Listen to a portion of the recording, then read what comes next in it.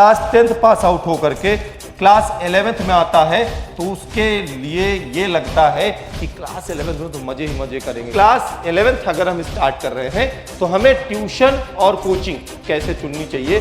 Demo lecture लो, अपने senior से पूछो, अपने बड़े भाई बहन से पूछो कि आखिर इन सर ने ऑनलाइन में भी कितने साल का एक्सपीरियंस है इनके पास। नोट्स बनाने का अलग तरीका क्या होगा, जैसे क्लास 10th के नोट्स बनाते थे वैसे आपको नोट्स नहीं बनाने हैं। लेकिन अगर आप क्लास 11 में बेटा वही रूटीन फॉलो करोगे तो आप क्लास 11 के नोट्स प्रॉपर नहीं बना पाओगे। लेकिन फिर भी बच्चों को कहा जाता है कि आप ये किताब ले लो, वो किताब ले लो, वो किताब ले लो। क्लास 11 में जब हम आते हैं तो हमारे हार्मोन थोड़ा एक्साइटेड हो जाते हैं और क्लास 11 में हमें एक दिखती बहुत सुंदर दुनिया। अभी मैं आजकल क्लास लेता हूं तो प्यारे बच्चों, अगर आपने क्लास 10th पास आउट कर ली है और क्लास 11th में आ गए हो और आपको समझ में नहीं आ रहा कि क्लास 11th में क्या होगा, अगर आप क्लास 11th को बहुत हल्के में लेते हो तो बेटा आप बहुत गलत सोच रहे हो। अगर आपने सेम वही रूटीन फॉलो किया, आपने सेम वही स्ट्रेटजी फॉलो की जिस स्ट्रेटजी से आपने क्लास 10th को आराम से पढ़ लिया था और अच्छे नंबर भी पा गए थे, तो क्लास 11 में बेटा आपके नंबर कम होना तय है। दूसरी बात, अगर आपने क्लास 10th की जैसे सोचा कि एग्जाम के लास्ट के 2-3 महीने पढ़ लेंगे और उसी तरीके से हमारा क्लास 11th भी हो जाएगा, तो आप बहुत बड़ी गलती कर रहे हो, क्योंकि क्लास 11th इतना आसान नहीं है। दूसरी बात बेटा, अगर आज आपने क्लास 11th को हल्के में लेकर के गलती कर दी तो भविष्य आपका खराब हो जाएगा। आज की ये वीडियो बेटा केवल इसी टॉपिक पर लेकर आया हूं कि how to start class 11th and how to start class 11th physics. पहले हम समझेंगे क्लास 11 को कैसे स्टार्ट करना, फिर हम समझेंगे क्लास 11 में फिजिक्स को कैसे पढ़ना है। ध्यान से देखिएगा, लास्ट तक देखिएगा, बहुत कुछ सिखाने वाला बेटा इस वीडियो से आप सबको। तो प्यारे बच्चों, सबसे पहले बात आती है how to class 11th, how to start class 11th। Class 11th इतना आसान नहीं है। क्लास 10th में जितना आपने पढ़ा था उससे कहीं 10 गुना बड़ा सिलेबस आपको क्लास 11th के अंदर मिलने वाला है। और क्लास 11th आप सब सोच रहे होंगे कि स्कूल एग्जाम होते हैं, इसे हम किसी भी तरीके से पढ़ करके बिना पढ़े हुए पास हो जाएंगे। पास हो जाओगे बेटा, लेकिन भविष्य बहुत खराब हो जाएगा। क्लास 11th, जब बच्चा क्लास 10th से पढ़ करके, जब भी कोई बच्चा क्लास 10th पास आउट हो करके क्लास 11th में आता है तो उसके लिए ये लगता है कि क्लास 11th में तो मजे ही मजे करेंगे, क्लास 11th में तो कोई पूछने वाला नहीं है। लेकिन बेटा ये गलती आप मत करना, ध्यान समझिएगा। सबसे पहले बात आती है कि क्लास 11th हम स्टार्ट कर रहे हैं सर, हम पीसीएम लें कि हम पीसीबी लें कि हम आर्ट लें कि हम कॉमर्स लें, हम क्या लेके पढ़ें। तो बेटा ये चीज के लिए मैं आप सबसे कहूंगा जिसमें तुम्हारा इंटरेस्ट हो। अगर आपका इंटरेस्ट है मेडिकल लाइन में जाने का, आप पीसीबी लेके पढ़ो। आपका इंटरेस्ट है इंजीनियर बनने का तो आप पीसीएम लेके पढ़ो। आप आर्ट साइड में यूपीएससी करना चाहते हो, आर्ट साइड ले सकते हो, कॉमर्स भी ले सकते हो। स्कोप सब में है, ऐसा कोई फील्ड नहीं बेटा जहां पे स्कोप ना हो। बस चाहिए क्या, डेडिकेशन। जिस फील्ड में आप डेडिकेशन लगाओगे वहां सक्सेस मिल जाएगी। तो बेटा ये कोई पार्ट नहीं है कि आप इसमें से क्या लेके पढ़ते हो। कभी भी किसी के कहने पर कुछ मत लेना, जिसमें तुम्हारा इंटरेस्ट हो वो तुम्हें लेकर के पढ़ाई करनी चाहिए, ठीक है।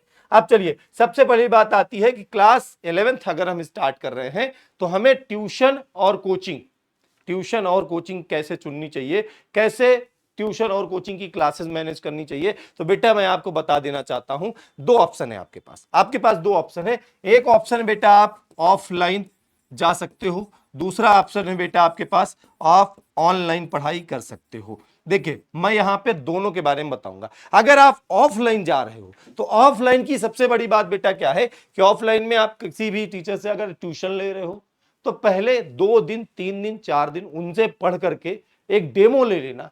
अगर देखना कि वो तुम्हें अच्छा पढ़ा रहे हैं, उनका पढ़ाया वो तुम्हें समझ में आ रहा है, तो समझ लेना कि तुम्हें वहां पढ़ना चाहिए। तुम अगर किसी कोचिंग में जा रहे हो जहां पे हजारों की भीड़ है, जो अपना बड़ा बड़ा प्रचार करते हैं, दिखाते हैं कि हमने ये रैंक दी है, हमने ये बच्चे को पढ़ाया है, हमने ये टॉपर को पढ़ाया है, तो बेटा उस कोचिंग में भी पहले आपको डेमो करना चाहिए। डेमो लेक्चर अगर नहीं अवेलेबल है, दूसरी बात आती है बहुत सारी कोचिंग्स ऐसी होती हैं जो कभी भी बच्चे को डेमो क्लास नहीं देती हैं, कहती हैं कि आप पहले फीस जमा कर दो फिर हमारे यहाँ पढ़ने स्टार्ट करो। तो बेटा ऐसे कोचिंग को चुनने के पहले आपके जो सीनियर रहे हैं, जिन्होंने ऑलरेडी वहां से पढ़ रखा है उनसे एक बार रिव्यू जरूर ले लेना। तो ऑफलाइन कोचिंग चुनने के बेटा ये तरीके होते हैं। दूसरा आता है कि अगर आप ऑनलाइन पढ़ाई करना चाहते हो, ऑनलाइन अगर आप पढ़ाई करना चाहते हो तो बेटा किसी से भी पढ़ना तो ऑनलाइन में सबसे पहले आपको उस टीचर के डेमो लेक्चर देखने चाहिए, तब जाके आपको उनके बैच में एडमिशन लेना चाहिए। बिना डेमो लेक्चर लिए आप कभी भी किसी ऑनलाइन टीचर का कोर्स परचेस मत करना। डेमो लेक्चर लो, अपने सीनियर से पूछो, अपने बड़े भाई बहन से पूछो कि आखिर इन सर ने ऑनलाइन में भी कितने साल का एक्सपीरियंस दिया है, इनके पास ऑनलाइन में कैसे पढ़ाते हैं। अपने बड़े भाई से पूछो, अपने दीदी से पूछो। जब आप पूछोगे तब जाके बेटा आपको ऑनलाइन के बारे में भी सही जानकारी मिलेगी। सीनियर बेटा जो सलाह देते हैं वो सलाह बहुत महत्वपूर्ण होती है। ठीक है, तो ऑनलाइन अगर आप चुन रहे हो तो डेमो क्लासेस जरूर करना। दूसरी बात आती है बेटा, जो भी आप चुन रहे हो, ऑफलाइन पढ़ रहे हो या ऑनलाइन पढ़ रहे हो, आपको रेगुलर क्लास करनी पड़ेगी। 11th को आप अगर सोच रहे हो कि 11th में एग्जाम टाइम पढ़कर पास हो जाएंगे तो बहुत गलत बात है। आपको रेगुलर पढ़ना पड़ेगा, साल भर पढ़ना पड़ेगा। और सबसे बड़ी चीज है स्टार्टिंग, बहुत इंपॉर्टेंट है। जब आप 11th स्टार्ट कर रहे होगे, स्टार्ट में बेटा ये चयन करना ही इंपॉर्टेंट है। अगर आपने कभी बहुत बड़ी कोचिंग या कभी बहुत बड़े बैनर को चुन लिया तो ध्यान दीजिएगा, या किसी के बहकावे में आगे किसी को चुन लीजिएगा तो ध्यान दीजिएगा बेटा, कोई कोचिंग कोई इंस्टीट्यूट बड़ा नहीं होता है, बड़े होते हैं उसके शिक्षक। अगर आपको बेस्ट क्वालिटी के टीचर्स, बेस्ट क्वालिटी का कंटेंट मिल रहा है तो वहां से आपको पढ़ाई करनी चाहिए। ध्यान दीजिएगा, आपको पता करना पड़ेगा कि इन टीचर्स ने 11th क्लास के बच्चों को पढ़ा करके कितनी क्वालिटी कंटेंट के साथ उन्हें पढ़ाया है और कितने बच्चों को भविष्य में रैंक दिलाई है, स्टेट टॉपर, डिस्ट्रिक्ट टॉपर बनाया, कितने बच्चों को उन्होंने और भी एग्जाम में क्वालिफाई कराना, ये आपको पता करना पड़ेगा। इसके बाद अगले पॉइंट पे आ जाते हैं, नोट्स बनाने का अलग तरीका क्या होगा। भाई क्लास 10th बहुत आसान होता है बेटा। क्लास 10th में अगर मैं बात करूं तो आप साइंस पढ़ते हो, साइंस एक सब्जेक्ट होता है जिसके अंदर बेटा फिजिक्स, केमिस्ट्री और बायो 3 अलग अलग सेक्शन होते हैं। लेकिन जब आप क्लास 11th में आ जाते हो तो यहां पर आपके लिए फिजिक्स एक सब्जेक्ट है, केमिस्ट्री एक सब्जेक्ट है, बायो एक सब्जेक्ट है। अगर आप ध्यान से देखो तो क्लास 10th की तुलना में क्लास 11th का सिलेबस 10 गुना से भी ज्यादा बड़ा है। इसलिए बेटा जब आप क्लास 11th स्टार्ट कर रहे होगे तो आप जैसे क्लास 10th के नोट्स बनाते थे वैसे आपको नोट्स नहीं बनाने हैं, उनके बनाने का तरीका अलग होगा। क्या तरीका अलग होगा मैं ध्यान समझाता हूं बेटा। जैसे क्लास 10th में आप नोट्स बनाते थे, ये आपकी कॉपी होती थी, है ना, बहुत सिंपल समझना, बहुत सिंपल। ये ऊपर इतनी जगह छोड़ी रहती थी, मार्जिन रहता था, ये साइड में इतनी जगह छोड़ी रहती थी। आप यहाँ पे बढ़िया ब्लैक पेन से हेडिंग लगाया करते थे, उसके बाद और पेन से आप यहाँ पे लिखते चले जाते थे ऐसे ऐसे ना। आपके पास खूब टाइम होता था भाई, 2-3 चैप्टर फिजिक्स के थे, 4 चैप्टर केमिस्ट्री के थे। आप बढ़िया हाईलाइटर लगा के इनको बढ़िया रंग बिरंग तरीके से लिख रहे थे। खूब टाइम था, आराम से खूब सजा सजा के नोट्स बनाते थे और टीचर ने बहुत आराम से बनवाए। एक पेज भी दिन भर में लिख लिया तो आपके प्रॉपर नोट्स बन गए, खूब सजे धजे नोट्स बन गए। लेकिन अगर आप क्लास 11 में बेटा वही रूटीन फॉलो करोगे तो आप क्लास 11 के नोट्स प्रॉपर नहीं बना पाओगे, क्योंकि क्लास 11 का सिलेबस बहुत बड़ा है।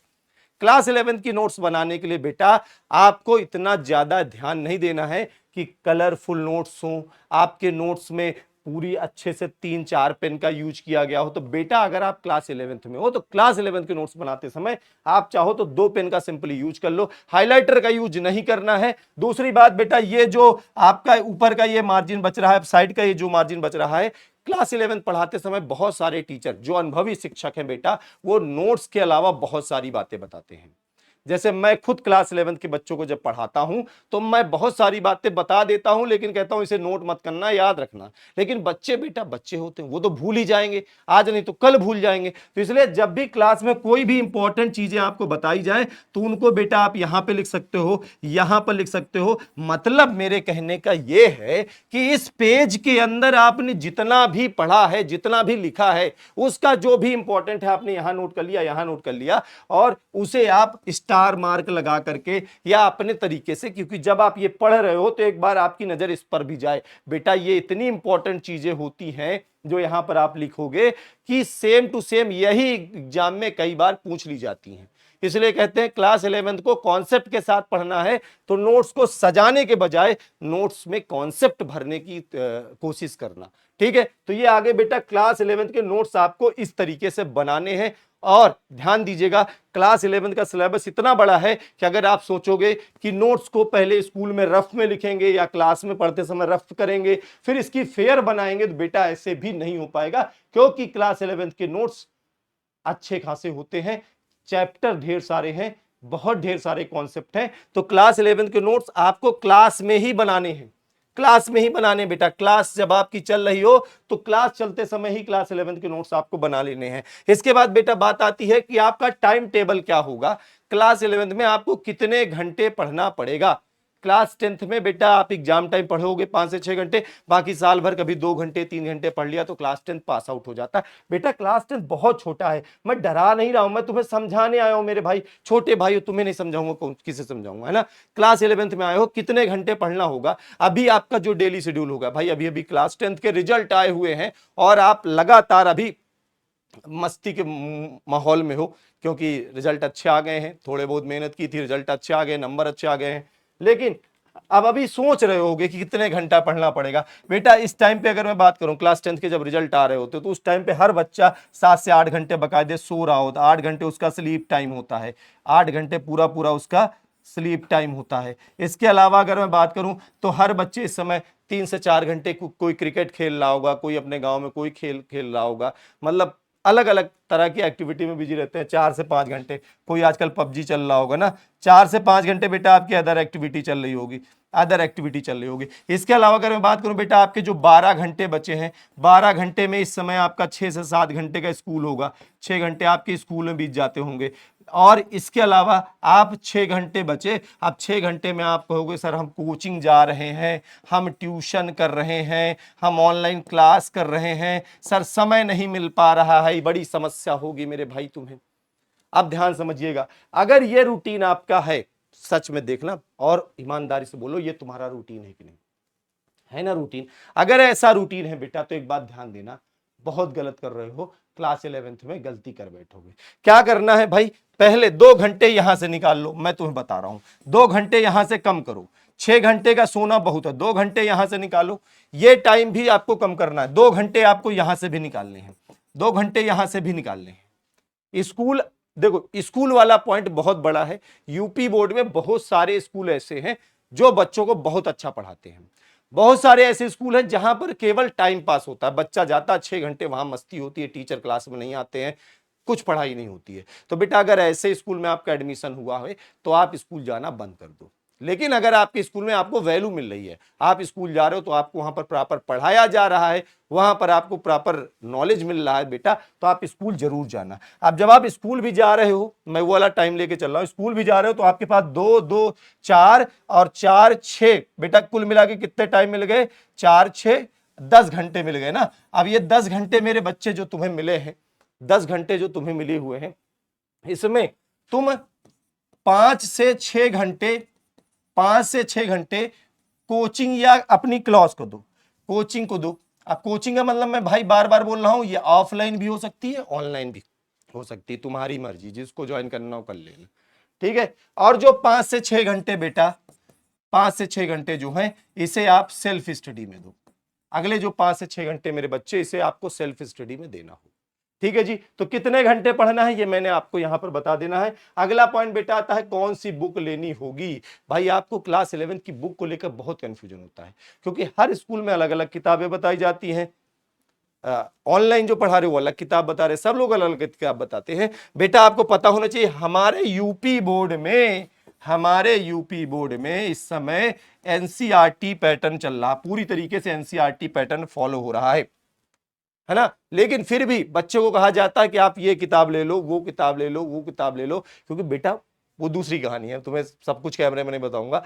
देखो भाई, तुम्हें केवल एनसीईआरटी फॉलो करनी है, केवल एनसीईआरटी फॉलो करनी है। एनसीईआरटी फॉलो करने के बाद बेटा आप कहीं पे कोचिंग जा रहे हो, या मान लो आप ऑनलाइन पढ़ाई कर रहे हो, जिससे में पढ़ रहे होगे, वो आपको एक प्रैक्टिस सीट दे रहे होंगे ऑलरेडी, वो आपको एक प्रैक्टिस सीट दे रहे होंगे। जैसे हमारे विजय बैच के अंदर जितने भी बच्चे पढ़ रहे हैं, आप सबको पता है कि आपको पूरी तरीके से हर चैप्टर के बाद प्रैक्टिस सीट मिल रही है, हर चैप्टर के बाद बेटा हैंड रिटन नोट्स मिल रहे हैं। तो जब अगर आप कोचिंग या ऑनलाइन कहीं से पढ़ रहे हो तो बेटा आपको प्रैक्टिस सीट मिल रही होगी, उस प्रैक्टिस सीट को सॉल्व करो, इस प्रैक्टिस सीट को सॉल्व करो। बस केवल ये दो तरीके आप अपना लो। ये जो आपसे बार बार आपको प्रेशर दिया जाता है कि आप ये बुक खरीद लो, ये बुक खरीद लो, ये बुक सबसे बेस्ट होती है, बेटा इनकी कॉस्ट बहुत ज्यादा होती है और ये बुक में मैं नहीं मानता कि बहुत अच्छी चीजें होती हैं। ठीक है, आप एनसीईआरटी पढ़ो, आप जहां से भी पढ़ रहे हो उनकी प्रैक्टिस सीट सॉल्व करो, उनके मॉड्यूल को सॉल्व करो, बस इतना आपके लिए मतलब भर के लिए बहुत है। इसके बाद आती है बेटा आपको रिवीजन कब करना है। बेटा क्लास 11th के सिलेबस को रिवाइज करने के लिए समय नहीं मिलता है। जैसे क्लास 10th में आपने जब पढ़ा तो क्लास 10th में आपने पहले कोर्स पढ़ा, फिर 2-3 महीने रिवीजन कर लिया, फिर उसके बाद फिर रिवीजन किया, बहुत समय मिला, सिलेबस ही छोटा था। क्लास 11th में रिवीजन का आपको समय नहीं मिलेगा मेरे बच्चे। रिवीजन करने का क्लास 11th में तरीका होता है डेली रिवीजन। डेली रिवीजन जो बच्चे करते हैं वही बच्चे अच्छे नंबर लाते हैं। भाई ये बात ध्यान दीजिएगा, रिवीजन करने का बेटा आपको टाइम अलग से नहीं मिलेगा, क्योंकि आप देखोगे आप जब पढ़ना स्टार्ट करोगे तो आपको डेली क्लास में नोट्स बनाने हैं। जो आपने नोट्स बनाए, स्कूल में बनाए, क्लास में बनाए, ऑनलाइन क्लास में बनाए, ऑफलाइन के बनाए, कहीं पर भी क्लास में नोट्स बनाए, उनको डेली रिवाइज करते चलो, डेली का डेली। हाँ, जब एक वीक वो पुराना हो जाए तो एक दिन जब आपकी कुछ छुट्टी रहती है उस दिन बैठ के एक बार रिविजन कर लो। ठीक है, तो डेली रिवीजन करना है। अगला पॉइंट आता है डिस्ट्रैक्शन से कैसे बचना। भैया क्लास 11th के बच्चे के लिए अगर सबसे बड़ी बात करें तो वो होती है डिस्ट्रैक्शन। कारण क्या होती है, क्लास 10th में हमारी उम्र बहुत छोटी होती है। देखो ओपनली बोल रहा हूं तुमसे, क्लास 11th में जब हम आते हैं तो हमारे हार्मोन थोड़ा एक्साइटेड हो जाते हैं और क्लास 11th में हमें एक दिखती बहुत सुंदर दुनिया। अभी मैं आजकल क्लास लेता हूं तो क्लास में बच्चे आ जाते हैं, प्रिया कैसी हो, रिया कैसी हो, क्या कर रही हो, क्या कर रहे हो, यही चल रहा होता है। बेटा इस चीज से बचना होगा। अगर भविष्य में कुछ अच्छा करना चाहते हो तो अपने हार्मोन्स को कंट्रोल करो, अपने फोकस पर काम करो, अपने पिताजी की हालत देखो, अपने परिवार की हालत देखो कि तुम्हें उनको कहां लेकर जाना है। अगर ये बात तुम मन में सोच रहे होगे बेटा तो जो डिस्ट्रैक्शन आपके मन में आते हैं वो नहीं आएंगे। लेकिन अगर आप इनके चक्कर में पड़ गए तो बेटा पूरा क्लास 11 बर्बाद हो जाएगा। क्लास 11 की बेटा इंपॉर्टेंस इतनी ज्यादा होती है बेटा, जिस बच्चे का क्लास 11th कमजोर हो गया उस बच्चे को क्लास 12th में कुछ समझ में नहीं आने वाला, ये गारंटीड है। क्लास 12th आप रट के पास हो जाओगे, उसके बाद कुछ नहीं कर पाओगे। क्लास 12th के बाद बेटा नीट है, जेई है, एनडीए है, बहुत सारे एग्जाम है। तो इन सारे एग्जाम्स में बेटा वही बच्चा कंप्लीट कर पाता है जिसने 11th मंथ से पढ़ा है, जिसने 12th मंथ से पढ़ा है। 11th हमारे क्लास 12th की बेटा न्यू है, न्यू। अगर न्यू मजबूत होगी तब आप जाके क्लास 12th में अच्छा करोगे, इस बात को ध्यान दीजिएगा। क्लास 11th अगर आपने नहीं पढ़ा तो क्लास 12th में रटने के अलावा आपके पास कोई तरीका नहीं है। इसके बाद बेटा अगर मैं बात करूं कि अगर आप मुझसे पढ़ोगे तो मैं आपको क्लास 12th में पढ़ाने वाला हूं। क्लास 11th एंड 12th दोनों क्लास में मैं आपको पढ़ाने वाला हूं बहुत ही प्यारा सा सब्जेक्ट जिसका नाम है प्यारे बच्चों फिजिक्स, जिससे हर बच्चों को लगता है डर। ठीक है, अब देखिए जी, क्लास 11th में फिजिक्स एक अलग सब्जेक्ट है। क्लास 10th में आपको ये साइंस के अंदर मिला होगा, लेकिन क्लास 11th में फिजिक्स एक अलग सब्जेक्ट है। फिजिक्स की एक बहुत प्यारी सी दुनिया है। 11th की फिजिक्स की बेटा इंपॉर्टेंस इतनी ज्यादा है कि अगर आप भविष्य में कोई भी एग्जाम दोगे, जेई दोगे, नीट दोगे, एनडीए दोगे, तो हर जगह 50% सिलेबस 11th का होता है एंड 50% सिलेबस 12th का होता है। तो बेटा अगर आपका सपना केवल बोर्ड है तो ठीक है, 11th में जो करना हो कर लो, लेकिन आपका सपना बोर्ड के बाद भी कुछ करने का है तो 11th एंड 12th दोनों को ध्यान देना होगा। अब आते हैं क्लास 11th की बेटा जो फिजिक्स होगी उसमें आपको 70 नंबर आपको अपनी पढ़ाई से मिलेंगे, यानी 70 नंबर की बेटा लिखित परीक्षा होती है। 70 नंबर की आपको पढ़ाई करनी होगी किताब से। इसके अलावा बेटा आपको 30 नंबर मिलेंगे प्रयोगात्मक परीक्षा से। प्रयोगात्मक यानी प्रैक्टिकल, 30 नंबर के प्यारे बच्चों होगी प्रैक्टिकल एग्जाम। ठीक है, प्रयोगात्मक परीक्षा से मिलने वाले हैं। तो 70 नंबर हम पढ़ाएंगे। अब आप ये मत सोचना केवल 70 नंबर सर जी, हाँ भैया केवल 70 नंबर, लेकिन 70 नंबर के लिए बेटा बहुत पढ़ना है। कितना पढ़ना है चलिए आपको दिखाते हैं बेटा। ये होगी क्लास 11 के फिजिक्स का सिलेबस, ये आपके क्लास 11 की फिजिक्स का सिलेबस है। अगर आप यहां गौर से देखें 70 अंक का एक प्रश्न पत्र होगा, 3 घंटे का, 30 अंक की प्रयोगात्मक परीक्षा। अगर मैं बात करूं बेटा क्लास 11 की फिजिक्स की, तो क्लास 11 के फिजिक्स को 6 यूनिट में बांटा गया है। 6 यूनिट है, 1 2 3 4 5 6 यूनिट है। 6 यूनिट। पहली यूनिट है भौतिक जगत तथा मापन, जो उसमें से केवल 1 अंक का प्रश्न आता है। पहला चैप्टर जो है वो इसी यूनिट के अंतर्गत आता है। शुद्ध गति की बेटा दूसरी यूनिट है, दूसरी शाखा है, जिसके अंतर्गत 6 नंबर के प्रश्न आते हैं। गति के नियम के अंतर्गत 7 नंबर के प्रश्न आते हैं। कार्य ऊर्जा शक्ति से 7 नंबर के प्रश्न आते हैं। दृढ़ पिंड की घूर्णन गति, निकाय की गति से 7 नंबर और गुरुत्वाकर्षण से 7 नंबर। ये कुल मिलाकर के बेटा आपके 70 नंबर का पेपर है। 35 नंबर का पेपर है। ठीक है, प्रथम प्रश्न पत्र है 35 नंबर का। अब इसमें आपको देखिए, जैसे आपको पहला चैप्टर है भौतिक जगत तथा मापन, पहला इकाई जो है भौतिक जगत तथा मापन, जिसके अंतर्गत बेटा केवल पहला चैप्टर आता है। मापन की आवश्यकता पढ़नी है, माप के मात्रक पढ़ना है, एसआई प्रणाली पढ़ना है, मूल मात्रक व्युत्पन्न मात्रक पढ़ना है, बहुत कुछ पढ़ना है मेरे भाई। सब कुछ मैं पढ़ाऊंगा। जब मुझसे रेगुलर क्लास करोगे तो क्लास 11 बहुत समझ में आने वाला। दूसरी बात बता दूं, अगर क्लास 11 बेटा नहीं पढ़ते हो तो ये जो पोर्शन है क्लास 11 की शुरुआत का, ये जो पोर्शन है शुद्ध गति की गति का नियम, कार्य ऊर्जा सामर्थ्य, बेटा इसे हम शॉर्ट फॉर्म में मैकेनिक्स बोलते हैं, यांत्रिकी बोलते हैं। जिस बच्चे का फिजिक्स में मैकेनिक्स पार्ट कमजोर हो गया, उस बच्चे को बेटा क्लास 11th नहीं, दुनिया की फिजिक्स को नहीं पढ़ाई जा सकती।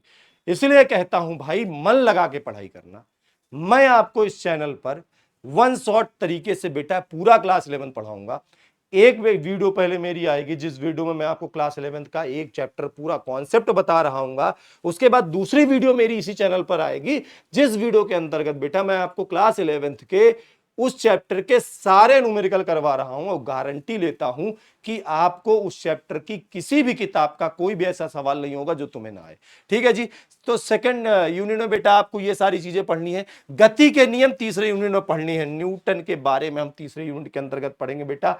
उसके बाद पांचवी दृढ़ पिंड तथा कणों की निकाय की गति, ये 5वीं यूनिट है। उसके बाद आ जाओ, ये खंड आ है, यानी आपके पास एनसीईआरटी की 2 किताबें होंगी, पहली किताब से 35 नंबर और दूसरी किताब से 35 नंबर। ठीक है जी। अच्छा, एक बात ध्यान से और समझ लीजिए, मेरी बात मान लीजिए, विश्वास करिएगा बेटा, क्लास 11 की फिजिक्स इतनी प्यारी है कि अगर पढ़ने बैठ जाओगे, समझ के पढ़ोगे, कॉन्सेप्ट के साथ पढ़ोगे, तो क्लास 11 की फिजिक्स से तुम्हें प्यार हो जाएगा। क्योंकि मैंने भी आज तक अगर जितने भी टॉपर्स के इंटरव्यू किए हैं, वो उसमें से हर बच्चा अगर किसी चीज का मेरा फैन हुआ तो वो मेरी क्लास 11 की फिजिक्स है। हालांकि क्लास 12th की फिजिक्स बेटा थोड़ी बोरिंग हो जाती है, लेकिन क्लास 11 की फिजिक्स बहुत प्यारी है। आप पढ़ोगे मजा आ जाएगा, मैं इस बात की गारंटी देता हूं। जब दूसरा यूनिट बेटा आप पढ़ रहे होगे, तो दूसरे यूनिट में स्थूल द्रव्य के गुण है। ठीक है, 10 अंक का। ऊष्मागत की हीट के बारे में पढ़ना है बेटा, 9 अंक का। तीसरा आदर्श गैस का व्यवहार, गैस के बारे में पढ़ना है, 6 अंक का। दोलन तथा तरंगे लास्ट में पढ़ना बेटा, 10 अंक का। ये वाली यूनिट भी बहुत प्यारी बेटा। सेकंड बुक में आपको सारे चैप्टर पढ़ने पड़ेंगे। स्थूल द्रव्य के गुण के अंतर्गत देखो बहुत सारा टॉपिक है। ठीक है, इसके बाद फिर हम लोग आएंगे ऊष्मागतिकी के अंतर्गत बेटा पढ़ेंगे, इतने सारे टॉपिक्स को पढ़ना पड़ेगा। एनसीईआरटी में इन यूनिट्स के अंदर चैप्टर होंगे, जैसे ऊष्मागतिकी, इसके अंतर्गत 2 चैप्टर है बेटा। एनसीईआरटी पहले यूनिट डिवाइड करती है, फिर चैप्टर डिवाइड करती है। ध्यान से पढ़िएगा, मेरे साथ पढ़िएगा, मजा आएगा, गारंटी है बेटा। इसके बाद जब आप दोलन तथा तरंगे पढ़ेंगे तो इसके अंतर्गत 2 चैप्टर आ जाएंगे। तो ये रहा क्लास 11 की फिजिक्स का चैप्टर। फिर से एक बार बेटा मैं आपको क्लियर कर दूं कि मैं आपको कैसे पढ़ाने वाला हूं क्लास 11 की फिजिक्स। तो बेटा मैं पढ़ाऊंगा आपको क्लास 11 की फिजिक्स वन शॉट तरीके से। कैसे पढ़ाने वाला हूं मेरे प्यारे भाई? वन शॉट तरीके से पढ़ाऊंगा। हर चैप्टर का वन शॉट वीडियो आएगा। वीडियो बड़ा होगा, वीडियो हो सकता है 5 से 6 घंटे का हो जाए मेरे बच्चे। मैं ये नहीं कहता तुम वो 5 से 6 घंटे की वीडियो एक दिन में पढ़ लेना। तुम्हारा मन है आज 1 घंटे देख लो, कल 1 घंटे देख लो, परसों 1 घंटे देख लो, क्योंकि मैं रेगुलर आपको 5 से 6 घंटे की वीडियो नहीं दूंगा। आज एक वीडियो दे दी, उसके बाद हो सकता है 1 हफ्ते के बाद मेरी दूसरी वीडियो है 5 से 6 घंटे की। तो पूरा आपके पास टाइम होगा, रोज आप 1-1 घंटा करके उस वीडियो को देख लोगे। वन शॉट वीडियो से प्यारे बच्चे आप क्लियर करोगे अपने कॉन्सेप्ट्स को। किसको क्लियर करोगे बच्चे? कॉन्सेप्ट्स को क्लियर करोगे, जो फिजिक्स के कठिन कॉन्सेप्ट हैं, जिनको लोग हवा बना के रखे हैं जिनको लोग डरावना बताते हैं और बच्चे डरकर फिजिक्स को छोड़ देते हैं। अच्छा, ये होगा, कॉन्सेप्ट क्लियर होंगे। इसके बाद फिजिक्स में बेटा एक बहुत बड़ा पार्ट होता है कि सर न्यूमेरिकल नहीं आते हैं। बहुत सारे बच्चे जो फिजिक्स को हवा समझते हैं, जो फिजिक्स को रट रट के पढ़ते हैं, बेटा उनके सामने सबसे बड़ी समस्या आज की डेट में बनी हुई है न्यूमेरिकल। तो बेटा जब हमारा चैप्टर खत्म होगा, पूरे कॉन्सेप्ट से हम पढ़ चुके होंगे, तो उस चैप्टर की न्यूमेरिकल की एक वीडियो आएगी। ये वीडियो भी मेरे भाई वन शॉट होगी। कैसी होगी मेरे बच्चे? वन शॉट वीडियो होगी। पूरा चैप्टर का एक एक सवाल कहीं से भी किसी भी किताब से आप लगाओगे, आपको आएगा, अगर आपने ये वीडियो देख ली। ठीक है, तो बने रहो, मन लगा के पढ़ाई करो। अपने हर दोस्त को बेटा ये चैनल भेज देना, UP board class 11 Vidyakul. 11th की physics, chemistry, math, Hindi, English, bio सब कुछ पढ़ाया जाएगा। बस आपका डेडिकेशन चाहिए। अगर आप डेडिकेशन लगा के बेटा पढ़ाई करोगे, हमारा आपसे दावा है कि हम आपको अच्छे नंबर दिलाएंगे और 11th की न्यू मजबूत करेंगे, ताकि 12th में हम टॉपर बन सकें। ठीक है, मिलते हैं बेटा किसी अगले वीडियो में। तब तक के लिए बने रहे, जुड़े रहे, मिलते हैं। धन्यवाद।